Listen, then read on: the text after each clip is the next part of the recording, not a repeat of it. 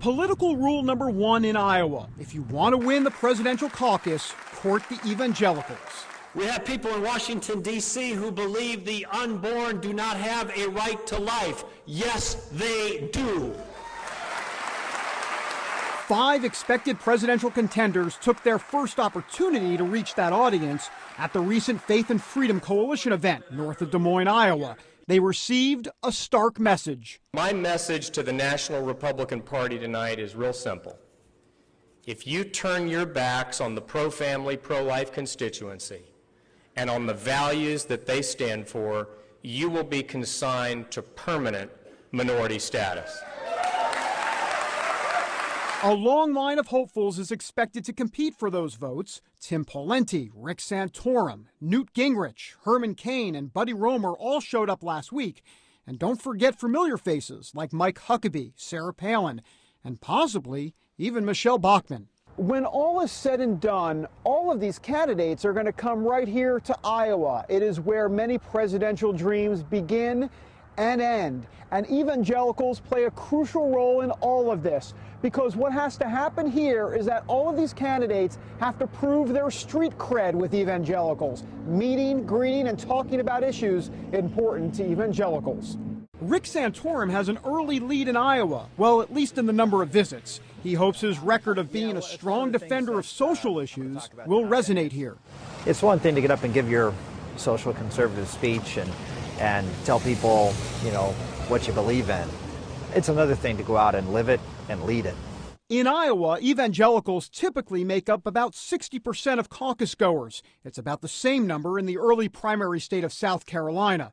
That turnout could grow even more as the Tea Party comes back for round 2 on the national scene.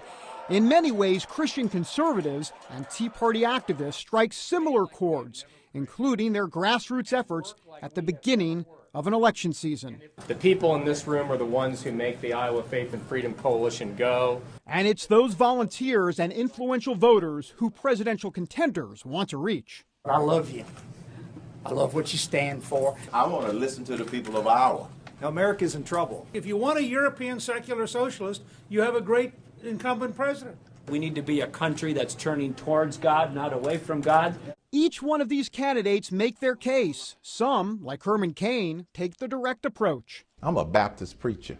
Cain is a relative unknown, but he knows how to reach this audience. When he first became president, and he went to Turkey to give a speech and declared that we were not a Christian nation.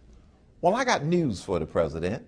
We are a Judeo-Christian nation, and a lot of people want to keep it that way.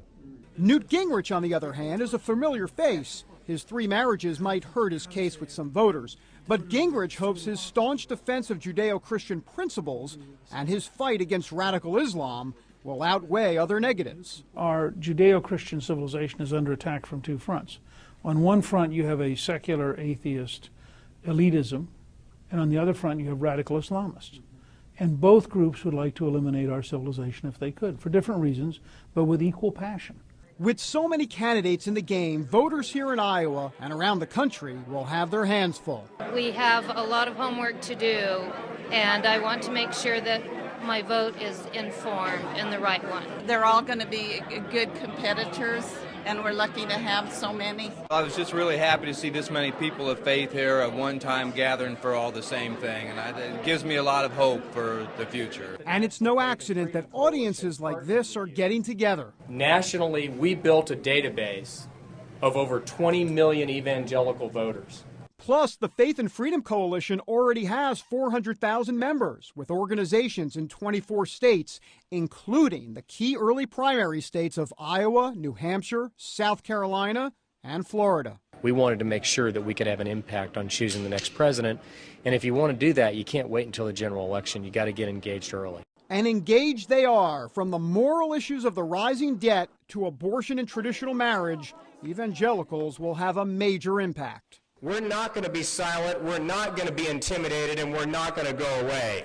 We are here to stay, and we have earned our right to speak. David Brody, CBN News, in the suburbs of Des Moines, Iowa.